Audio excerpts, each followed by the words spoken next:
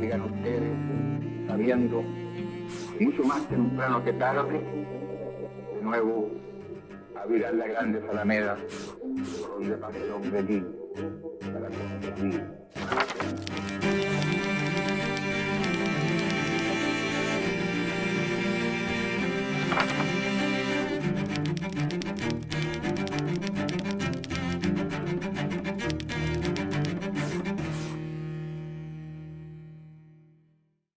Hola, bienvenidos a un nuevo capítulo de Intelectuales 11 Miradas del 11 de septiembre. Hoy nos acompaña un académico de la Universidad San Sebastián y director de formación del Instituto Res Pública. Nos acompaña el profesor Alejandro San Francisco. Profesor, muchas gracias por estar acá. No, muchas gracias a ti por la invitación, un gusto participar en el programa. Profesor, 50 años del golpe de Estado. ¿Cuál es la reflexión que usted hace a 50 años de uno de los hechos más importantes para la historia política de Chile?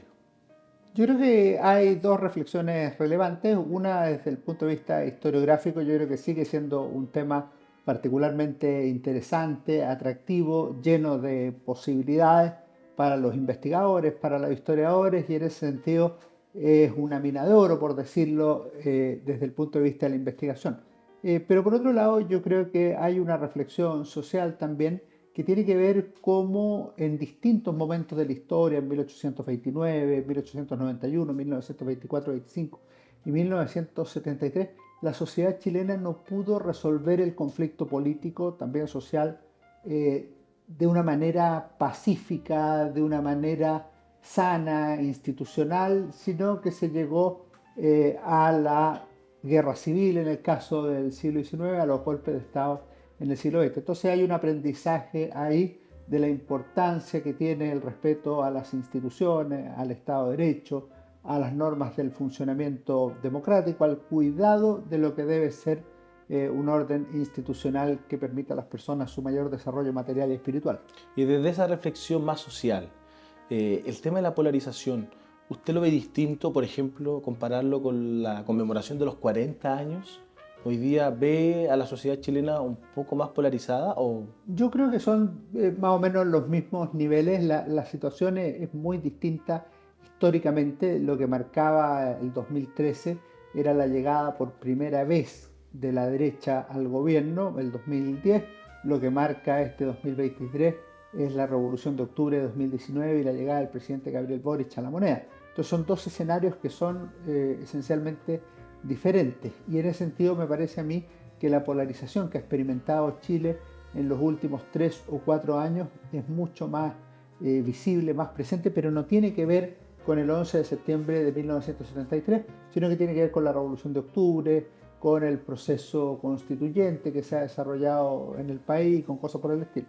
Con respecto a los meses previos y en particular al gobierno del presidente Allende, en el contexto internacional de Guerra Fría, ¿cuánto influyó la Revolución Cubana en el gobierno del presidente Allende? Yo creo que la Revolución Cubana fue muy influyente, al menos en 3 sentidos. En primer lugar, porque genera una verdadera emoción revolucionaria en todo el continente latinoamericano. O sea, existe la tentación, el interés de copiar lo que ha ocurrido en Cuba como un nuevo modelo de construcción de sociedad a pocas millas de los Estados Unidos. Y en ese sentido la revolución representó lo que Pablo Neruda llamó el hemisferio oscuro que esperaba por fin una victoria verdadera, en su libro Canción de Gesta. En segundo lugar, radicalizó la política chilena en los años siguientes. O sea, la década de 1960 hasta 1973 es una década revolucionaria. Podemos decir que Chile vivió una era de revoluciones. En ese sentido, la elección de 1964 se entiende en ese contexto: revolución y libertad, revolución socialista, la irrupción de las vías de hecho, el sentido de que los cambios debían ser estructurales y rápidos, va en la misma línea. Y en tercer lugar, en el gobierno mismo de la Unidad Popular fue también muy relevante desde el punto de vista del imaginario, pero también está el restablecimiento de relaciones diplomáticas entre Chile y Cuba, la visita de Fidel Castro entre el 10 de noviembre de 1971 y el 4 de diciembre del mismo año, y en algún sentido que Cuba ofrecía un medio para hacer la revolución distinto al que había ofrecido la Unidad Popular a través de la vía chilena del socialismo, la revolución con empanadas y vino tinto. En ese sentido, Cuba ofrecía un segundo modelo dentro de esta Guerra Fría interamericana, que era mucho más radicalizado, más violento y sin duda más riesgoso desde el punto de vista humano que el que ofrecía la Unidad Popular. Uno de los actores más influyentes o al menos relevantes, la figura del presidente Frei Montalva. ¿Cómo era la relación con Allende? Ellos eran viejos conocidos, se conocían varios años atrás, habían sido compañeros, no sé si de ruta, pero sí al menos habían sido compañeros de política. Varios años atrás que ellos ya venían conversando. Dicen que después de la campaña del 64, esa como que se dividió la relación. ¿Es tan así? ¿Cómo era la relación? A mí me parece que Frei Montalva con Salvador Allende son dos de las 5 figuras, podríamos decir, más relevantes de la política chilena en el siglo XX. Si a alguien no le gusta, bueno, de las 10 figuras más relevantes, tienen vidas relativamente paralelas, nacieron casi en la misma época. Juntos participaron por primera vez en política electoral. En 1937 los dos fueron candidatos a diputados. Salvador Allende fue elegido, no así Frei Montalva. Luego Salvador Allende fue ministro de Estado, el presidente Pedro Aguirre Cerda, pero poco después también en los gobiernos radicales fue a Frei el ministro de Estado. En 1945 llegó Allende al Senado, 4 años después llegó Frei a la Cámara Alta, de manera que era un Senado con futuros presidentes de la República. Y en el 58 se enfrentaron por primera vez en una contienda presidencial. En esa elección fue elegido Jorge Alessandro Rodríguez como presidente de la República, segundo fue Salvador Allende, y en el 64 se enfrentaron ellos ya por la presidencia, porque fueron los dos candidatos más votados, obteniendo Frei la victoria con mayoría absoluta por los votos de la derecha. Efectivamente eso quebró un poco la relación de confianza, incluso de amistades en algunos que existía entre ambos líderes, el demócrata cristiano y el socialista. Lo que decía Salvador Allende, el senador, era que había sido una victoria sucia, por una parte con muchos recursos extranjeros y por otra parte con una campaña que podríamos llamar del terror anticomunista, muy virulenta. Pero también esto se debe al impacto que había tenido la Revolución Cubana y las vías de hecho. No olvidemos que el 65 surge el MIR, el 67 el Partido Socialista proclama la vía violenta para llegar al poder, y en este sentido se produce una paradoja al final de las vidas políticas de ellos en democracia.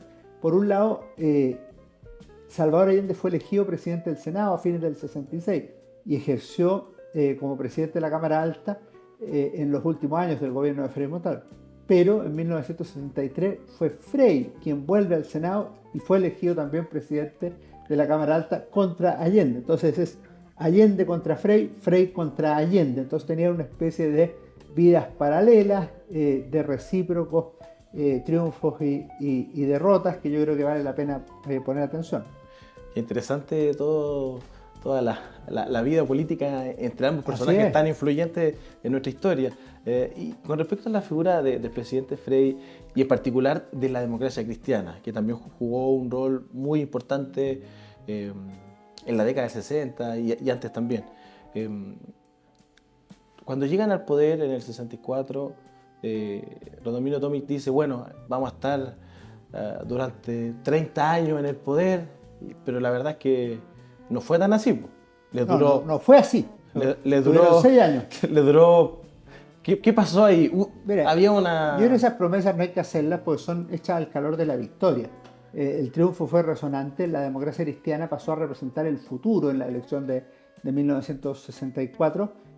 Ya el año anterior se había levantado como el partido más grande de Chile y eso que había costado mucho, obviamente tuvo un impacto en los jóvenes antiguos falangistas.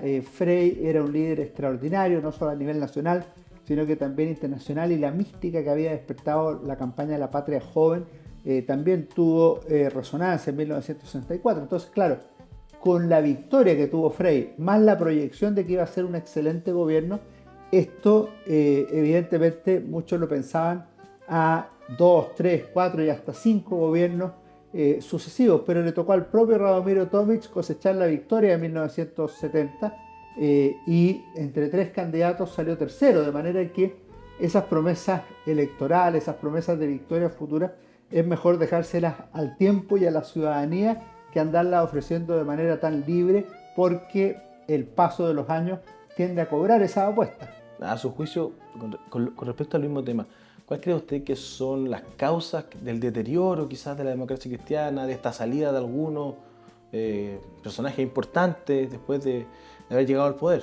Yo creo que se juntan varias cosas. Primero, la democracia cristiana ganó con votos propios, pero también con votos prestados. Es decir, la democracia cristiana puede haber representado el 30% de la población, quizá un poco más, pero tuvo Frei en torno al 55%. Entonces, claro, eso es mucho más de lo que debería haber obtenido. Son los votos de la derecha los que lo acompañan con tal de que no llegue Allende a la moneda. Después, el año 65 tiene un crecimiento tremendo a nivel de diputados, obteniendo incluso más de la mitad de la Cámara Baja, que es un triunfo extraordinario.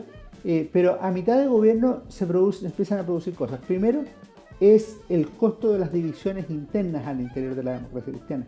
Había 3 sectores, los freístas, los terceristas y los rebeldes, que evidentemente eso termina teniendo un costo para la administración. En segundo lugar, había una fragilidad teórica. O sea, el gobierno democrático cristiano tenía claro que no quería un régimen capitalista, que quería hacer una revolución en libertad. Pero aparte de la vía no capitalista de desarrollo, no tenía claro cuál era la versión positiva de esa construcción de nueva sociedad. Los resultados no fueron adecuados en algunos de los proyectos centrales. Por ejemplo, la reforma agraria en la fase expropiatoria fue exitosa, pero no en la fase de dar 100.000 nuevos títulos de dominio a los campesinos. Entonces, ahí se van quedando pegados. En las elecciones de 1967, que son municipales, y que el gobierno planteó como un verdadero plebiscito, sufrió una derrota el gobierno de Frei Montalva. Lo otro que yo creo que influye es la radicalización de la vida política en Chile, que es muy dramática y tiene un costo para el país, pero también para el gobierno. En la elección del 69 ya se produce una baja electoral de la democracia cristiana a nivel parlamentario. Y por último, yo creo que si la derecha y la izquierda pueden tener a sus mejores candidatos en 1970, Salvador Allende por la Unidad Popular y Jorge Alessandri por la derecha, la democracia cristiana no puede hacer lo mismo, porque su mejor candidato era Eduardo Frei Montalva y no existía el derecho a reelección inmediata, de manera tal que podía ser Tomic, que tiene mérito sin duda alguna, una trayectoria muy destacada, pero no era Frei, y en ese sentido la democracia cristiana parte desde más abajo. Algunos agregan ser partido único, pero no olvidemos que en la práctica Alessandri no tenía partido, y si tenía partido era el Partido Nacional, que podría ser también un partido único, aunque estaban los demócratas radicales y algunos independientes apoyando. ¿Qué rol juega la reforma agraria como tal y la Iglesia Católica durante este periodo previo al año 70? La reforma agraria significa un quiebre en la sociedad tradicional chilena, genera una gran división en el país, y lo otro es que marca una situación que es muy polarizante, no solo desde el punto de vista social, sino que también político, porque en la fase demócrata cristiana no se dirige solo contra los terrenos mal explotados, sino que contra las propiedades de más de 80 hectáreas de riego básico. Y eso evidentemente tiene una dirección, que es terminar con los latifundios. No tiene una que podríamos llamar un objetivo meramente de producción, de generación de producción agrícola para la población, sino que derechamente terminar con los que tienen latifundios. En ese sentido fue una cuenta pendiente, y termina por horadar también el derecho de propiedad, que es un tema central porque después se va a multiplicar en el gobierno de la Unidad Popular en las más diversas áreas. En el caso de la Iglesia Católica, desde 1962 ya se aprecia un cambio en la Iglesia, cuando fue creado cardenal el arzobispo de Santiago Raúl Silva Enríquez, que es ese año, pero también ese año se publica los documentos del episcopado de la Iglesia y el problema del campesinado chileno, el deber social y político de la hora presente, También en 1962 se inicia la reforma agraria al interior de la propia Iglesia Católica, y si mencionamos un quinto tema, por ejemplo, aparece el número especial de revista Mensaje, La Revolución en América Latina, que dice que la revolución ha llegado al continente y que se le debe apoyar o rechazar, y uno de los mensajes que hay que cristianizar la revolución, de manera que hay un cambio grande en la Iglesia Católica.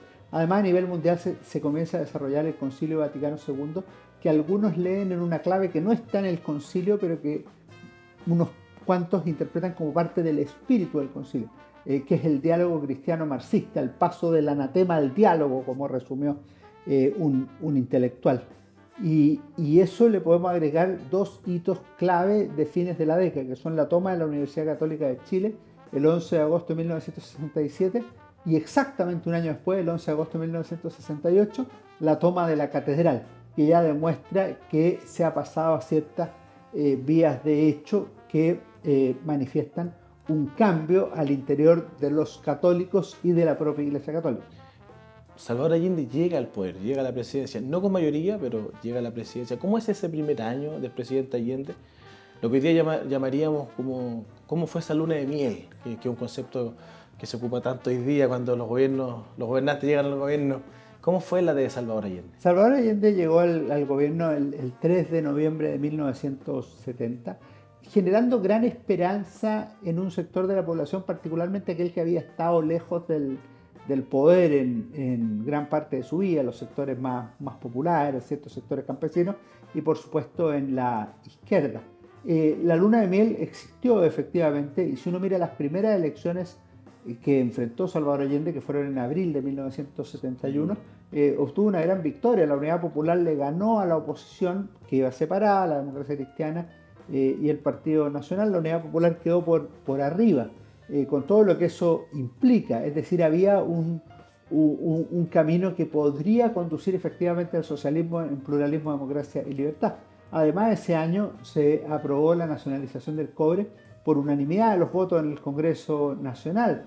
Yo le agregaría un tercer tema que a mí me parece de gran relevancia, si bien tiene una nota falsa en términos económicos, que es que la gente tenía más recursos en los bolsillos por la impresión de billetes, pero había más capacidad de compra. Y por último, una cuestión que puede ser simbólica, pero que yo creo que también tiene relevancia. Pablo Neruda obtuvo el Premio Nobel de Literatura, entonces el poeta comunista, amigo del presidente Salvador Allende, obtiene el máximo galardón de la literatura universal. Es extraordinario para el gobierno. Sin perjuicio de ello, yo creo que hay dos problemas que marcan al primer año del presidente Allende de manera negativa. Uno fue el asesinato de Edmundo Pérez Zújovich en junio de 1971. Pérez Zújovich había sido ministro de Frei Montalva del Interior, es decir, vicepresidente de la República, y el asesinato lo comete un grupo Vanguardia Organizada del Pueblo, algunos de cuyos miembros habían sido indultados por el presidente Allende a comienzos de ese año, con todo lo que implica. Y en segundo lugar, la visita de Fidel Castro a Chile del 10 de noviembre al 4 de diciembre, o sea, 24 días Fidel Castro en Chile. Ahí surgen las protestas, incluyendo la marcha de las cacerolas vacías. Entonces cambia un poco el escenario político, y la derecha y la democracia cristiana, pero sobre todo una oposición social, empiezan a capturar y a ganar la calle para luchar contra la Unidad Popular. A fines del año 71 ya se venían, la marcha de diciembre del 71 era un indicio de lo que se podría venir. Así es, sin la potencia que llegarían a tener las manifestaciones sociales, sobre todo de octubre de 1972, porque el paro de octubre realmente supera todos los límites previsibles, que surge por razones estrictamente gremiales, pero que evidentemente después adquiere una connotación política, no al nivel que le llama el gobierno de paro insurreccional, pero evidentemente hay una politización de la movilización, y ciertamente el paro final de agosto de 1973, que prácticamente es una sociedad que paraliza contra el gobierno, al menos desde el punto de vista mayoritario, con colegios profesionales, confederaciones estudiantiles y otros grupos. Y el asesinato del exministro Pérez Zújovich, ¿cómo afecta políticamente a la relación con la DC? Yo creo que fue decisivo. O sea, si uno mira lo que es 1971, hay un antes y un después. Primero, la democracia cristiana tiene una postura que podríamos llamar moderada, sin pasar a ser parte de la oposición. Cuando se produce el asesinato de Edmundo Pérez Sujuich, son alienados los sectores de la democracia cristiana respecto de la unidad popular, y se advierte que a Edmundo Pérez Sujuich lo que lo había matado no fueron las balas de los asesinos, sino que el clima de odio previo. Lo resumió muy bien Eduardo Frei Montalva, refiriéndose al hecho. Dijo, lo marcaron, o sea, dijeron, este es el tipo, y evidentemente con eso preanunciaron lo que sería después el asesinato y la muerte del ministro del Interior. Fue una luna de miel que sin duda el año 71 era mucha fiesta, jolgorio, pero el año 72 y en octubre especialmente, ¿cómo pasamos de la fiesta del jolgorio al desabastecimiento y al paro de camioneros? Yo creo que en parte están relacionados. Si tú miras el 71, es un año que termina con números positivos. Hay menos cesantía, hay menos inflación y hay aumento del producto. Adicionalmente, la gente se siente mejor en sus casas, tiene más capacidad de adquisición de bienes. Pero a fines de año, comienzo del 72, se empiezan a notar ciertos problemas que van a acompañar al gobierno hasta el final: desabastecimiento, mercado negro, alta inflación. Y eso no va a poder desligarse del camino hacia el socialismo. Y eso no es solo una crítica opositora. También hay discusiones al interior del gobierno y cambios de gabinete que tratan de hacerse cargo de esa realidad.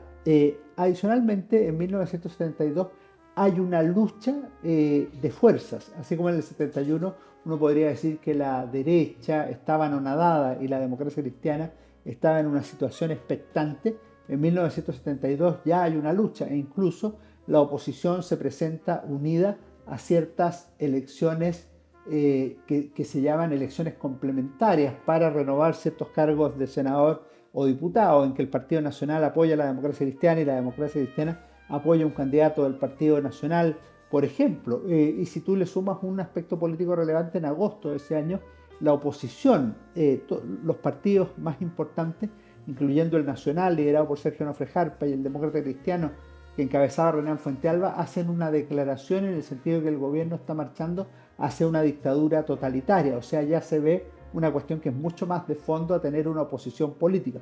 Poco después surge el paro de octubre, que tiene que ver con el deseo del gobierno de crear una empresa de transporte estatal, cosa que rechazan evidentemente los empresarios privados del transporte. Y esto que tiene una localización muy clara, que es el sur, y una segunda localización que es temática, que son los transportes, después estalla como una mancha de aceite sobre los más diversos temas que incluyen, por ejemplo, a los colegios profesionales, a las federaciones estudiantiles y a otras organizaciones de comerciantes, de camioneros y otros que van a presentar el pliego de Chile, que evidentemente tiene mucho más que temas sindicales o de camiones, y abarcan un conjunto de peticiones al gobierno del momento.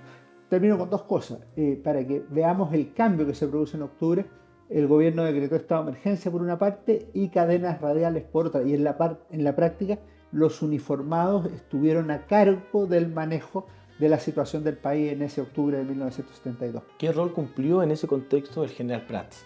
El general Carlos Prats es una figura decisiva porque él había asumido como comandante en jefe del ejército a raíz del asesinato del general René Schneider en octubre de 1970. El general Prats era una persona de gran prestigio, de gran capacidad militar y larga experiencia.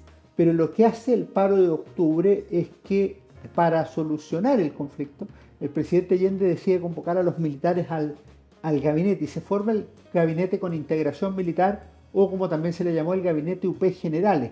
Y esto es profundamente delicado porque lo que produce es una politización del ejército en particular y de las Fuerzas Armadas en general.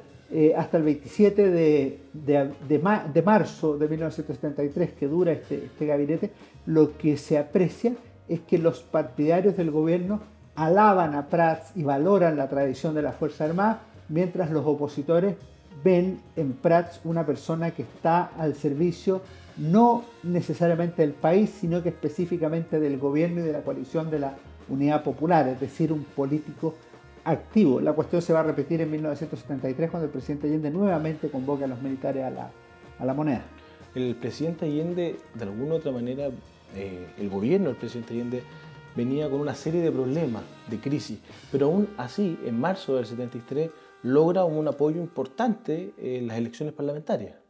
Y eso no es extraño, si el presidente Allende tuvo mucho apoyo siempre, tuvo apoyo al comienzo de su gobierno, en la mitad de su gobierno, en las horas duras de su gobierno, e incluso al final, en la marcha del 4 de septiembre de 1973. Uno podría redactarlo así: el gobierno de Allende, uno de los gobiernos con más amplio apoyo en la democracia chilena antes de 1973. Lo que ocurre es que el rechazo era mayor, o sea, al final ese es el problema, pero no es que no tuviera apoyo, tiene un gran apoyo popular, un gran apoyo social, partidarios de la vida chilena del socialismo, y no solo en los partidos. El Partido Socialista y el Partido Comunista son partidos relevantes en la elección de 1973, entre los dos suman más del 30% de los votos, sino que además en la CUT, en la Central Única de Trabajadores, en algunas federaciones estudiantiles, por ejemplo en la Universidad de Chile era de los comunistas, y así en otros espacios de la sociedad.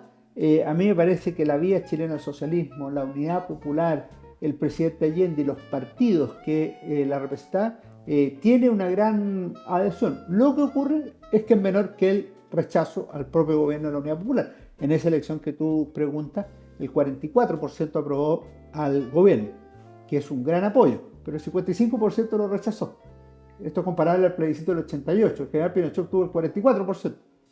Es un gran apoyo, un pequeño apoyo, hay que pedirlo, pero el 55% votó que no. Entonces, esa es la comparación que debe hacerse. ¿Es un gran apoyo? Sí, relativamente lo es, pero es más el rechazo. Y al menos Frei Montalva había planteado que la elección de marzo de 1973 era un plebiscito sobre el gobierno, sobre continuar la vía chilena del socialismo o hacer lo que Ronald Fuensalva llamaba una rectificación democrática. Un gran apoyo, por decirlo de alguna manera, pero que también en abril de ese mismo año, o sea, el siguiente mes, hay mucha efervescencia en las calles, muchas protestas por el tema de la ENU, está mucho por el tema de los mineros también, el paro de los mineros de la mina El Teniente. También es interesante, el presidente se habrá dado cuenta de todo lo que estaba pasando. Claro que sí, es imposible que no se diera cuenta, porque desde abril hasta el 11 de septiembre hubo una movilización permanente. Primero fue la Escuela Nacional Unificada ENU, que podríamos considerar el primer acto de liberación militar, pero también la primera vez en que la Iglesia se opone frontalmente al gobierno, por ser un proyecto que algunos denominaron de concientización marxista en la educación, y el gobierno terminó retirando el proyecto de la ENU. Pero en medio de eso surge el paro de los mineros del Teniente, que podría haber sido un paro más, pero resulta que fue en las minas que se habían nacionalizado un par de años antes. En segundo lugar, que se extendió por 76 días, o sea, tuvo una larga duración. No solo fue abril, mayo, junio, hasta el 29 de junio, o sea, un paro largo que afectó las arcas fiscales y que además sumó a muchos adherentes al paro de los mineros, a la Federación de Estudiantes de la Universidad Católica, que recibió a los mineros, al Partido Demócrata Cristiano y a un montón de sectores de la sociedad que decidieron apoyar esta demanda de los trabajadores. Lo planteó un ex senador y ex diputado de izquierda, que dijo: ¿cómo le va a explicar el gobierno de los trabajadores en el extranjero que los propios trabajadores están contra su gobierno? Es una cosa muy difícil y indudablemente ese fue un problema grande del último año de la Unidad Popular.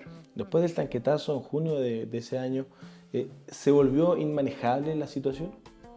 Yo creo que en esto siempre hay alternativas. Lo que ocurre es que las alternativas se fueron desgastando. ¿Qué alternativas cabían después del 29 de junio? Un acuerdo con la democracia cristiana podría haber sido una alternativa. Evidentemente fracasó. Las dos reuniones del 30 de julio y la reunión del 17 de agosto fueron absolutamente infructuosas. ¿Por qué pasó eso? Porque no había un plan real para cambiar la situación política del país.